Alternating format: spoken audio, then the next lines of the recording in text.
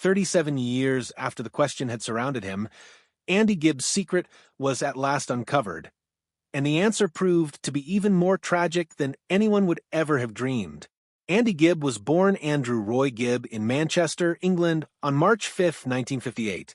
He was the youngest of the Gibb brothers, a group of siblings whose name would eventually become the most celebrated name in international music talent through the mind-boggling popularity of the Bee Gees.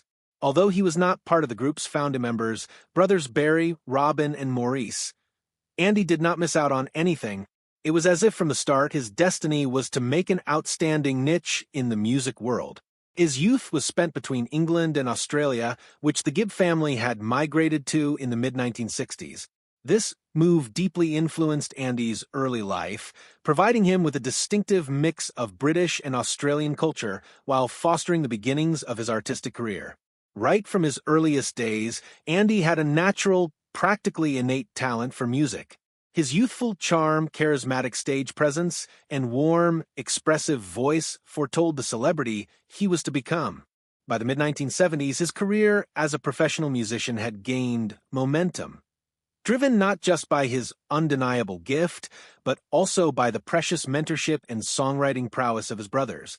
He issued his first album, Flowing Rivers, in 1977, and it produced 2 #1 songs in the United States, I Just Want to Be Your Everything and Love Is Thicker Than Water. These weren't chart-topping songs. These were pop anthems for the ages that filled the romantic spirit of the time, with Andy earning the love of millions of fans across the globe. Having the talent to pour raw emotion into a silky falsetto and heartfelt delivery made Andy one of the most unique voices of the late 1970s. By 1978, Andy's popularity had reached dazzling new heights with the release of his second album, Shadow Dancing. Its title song became his third straight U.S. #1 single, an unprecedented feat that ranked him among an elite category in pop history. Overnight, Andy was made into a teen idol. He was not only respected for his music, but also for his clean, good looks, effortless charm, and genial personality. His explosive ascent was also propelled by celebrity television guest shots, such as appearances on the Love Boat Solid Gold, and even a stint as co-host on the American music show Solid Gold.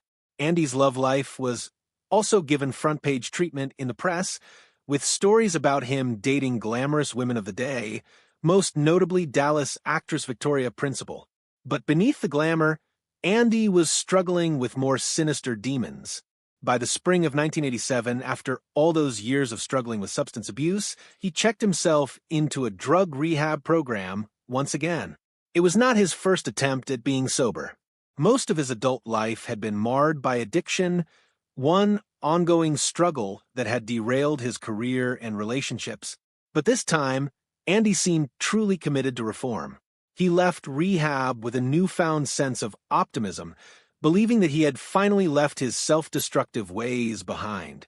Hopeful, he dreamed not only of personal redemption, but of professional rebirth, and he started making plans for a comeback in the music business.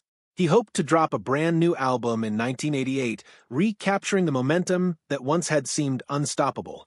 By June of 1987, Andy had been back in the recording studio, weighing expectation against a jittery sense of urgency that this was his last opportunity to solidify his legacy. He wrote from his heart 4 new songs, infusing them with his own strife, feelings, and fortitude. Among them, Man on Fire captured the vehemence of his inner conflict and insistence that he would overcome them. Although Andy never lived to witness its release, the song did surface after his death in 1991 on a Polydor Records anthology, providing a poignant glimpse of the magnificent career that could have been. Yet another song, Arrow Through the Heart, would be Andy's last recorded track. Emotionally wrenching and haunting in its words, the song had the burden of his internal conflict. It was subsequently used on VH1's highly praised show Behind the Music and officially released in November 2010 as part of the Bee Gees Mythology box set. The fans could finally relate to the very last chapter of Andy's artistic life. They were not written alone. They were with his brothers Barry and Maurice, whose relationship with Andy was as much familial as it was musical. The three had been close since they were children, and these final recordings were a testament to their continued closeness. They were recorded initially as demos with engineer Scott Glazer, who was able to capture the raw emotion and intimate vulnerability of Andy's performances. The demos found their way eventually to Clive Banks, a UK executive with Island Records, who was the first to spot Andy's comeback potential. Although Andy never signed, officially, the label made concrete plans: a spring single, a summer single, and a full album to come. For the first time in years, industry people believed again in Andy's return. Sadly, it was a dream he was never to witness come true. Andy's career accomplishments were still astounding. In addition to his #1 singles, he created other unforgettable songs that left a legacy on the history of music. Tunes such as An Everlasting Love, Desire, and Our Love, Don't Throw It All Away were favorites among listeners all over the world. The songs proved his capacity to express the entire gamut of human feelings: happiness, yearning, sadness, and present them sincerely. His success was acknowledged by the music industry when he received 2 Grammy Award nominations at the 20th Annual Grammy Awards, an excellent achievement for an artist of his age. He was also nominated for 2 American Music Awards, which attested to his huge popularity in America. Andy's charm was not limited to his voice alone. His innocent good looks and charismatic appeal turned him into a cultural symbol of the late 70s. Years down the line, VH1 would place him at number 82 on their 100 Sexiest Artists list, reminding people of how he drew fans not only with music, but with presence.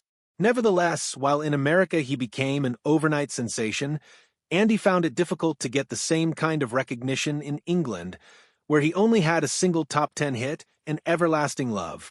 As the 1980s progressed, the stresses of stardom, inner doubts, and the unforgiving nature of celebrity culture started degrading Andy's career. More and more unreliable, he began missing shows and professional engagements. His addictions worsened, and his career prospects vanished. He was dropped from stage productions such as Joseph and the amazing Technicolor Dreamcoat and the Pirates of Penzance, and he was let go in 1981 from being a co-host on Solid Gold. Each blow further hammered his career and self-esteem. Financial issues soon followed. By 1987, burdened by debts and poor judgment, Andy went bankrupt. It was an embarrassing public collapse for someone who had appeared to be headed towards boundless success. In his personal life, Andy's story was equally complex. At 18, he married Kim Reeder, an Australian woman he met in Sydney. Their relationship was strained from the start by youth distance and Andy's rising fame. They divorced less than 2 years later on January 15, 1978. 10 days afterward, Kim gave birth to their daughter, Peta, in Sydney. Andy's career commitments kept him away, and he met his daughter only once in 1981. Peta spent her childhood in Australia, going by the name Peta J. Andy Gibb. She had a special interest in animals, especially Staffordshire Bull Terriers, and became an acclaimed dog breeder and subsequently a show judge in New South Wales. In 2008, she wed Matt Weber, constructing a peaceful, satisfying existence far from her father's tempestuous fame. Andy's love life changed again in 1981 when he met actress Victoria Principal in a guest spot on The John Davidson Show. Theirs was a much-publicized romance that crossed the boundaries between television and music, and they were for a time one of Hollywood's hot couples. Then the tragedy occurred. On March 10, 1988, only days shy of his 30th birthday, Andy Gibb passed away. The cause was listed officially as heart failure, an unusual tragedy for one so young. But speculation and rumor continued for decades. Some thought his decades of drug use had finally gotten the better of him, while others thought there were more profound, more sinister motives. For decades, the truth was hidden. His brothers wrote guardedly of his battles, and friends hardly ever provided information. The world was left with pieces interviews, memoirs, and hearsay that gave a one-sided account. 37 years later, private correspondence, personal accounts, and stifled interviews came out. Doctors, friends, and professionals finally spoke out, letting the fuller truth out. The truth was not a tidy tragedy, but a much more complex narrative. Andy's illness extended beyond drug dependency. It encompassed severe mental and emotional problems poorly comprehended in the 1980s when mental illness was stigmatized. More tragically, disclosures emerged that Andy had come close on several occasions to full recovery. There were times of sobriety, spurts of creativity, and flashes of actual hope for the future. But they were fragile, broken by loneliness, by the strain of living in the shadow of his brothers, and by disappointment from broken relationships. Ultimately, the enigma of Andy Gibb was not a conspiracy or a solitary dark secret. It was the result of years of quiet pain, misdiagnosis, and wounds that never properly healed. The tragedy was not merely that he died. It was that his death could have been avoided if he had lived in a time with greater knowledge, greater support, and greater medicine. When finally the truth came out, it was worse than anyone could have imagined, because it was not scandalous, but because it exposed the extent of pain that had been suffered by a man who had caused so much happiness for others. Andy Gibb was more than a fallen pop star. He was a sensitive one, an artistic talent, and a life cut prematurely short. For those who adored his music, the resolution of the mystery brought not solace, but bittersweet regret. The world lost a voice that might have bestowed it with decades more of beauty.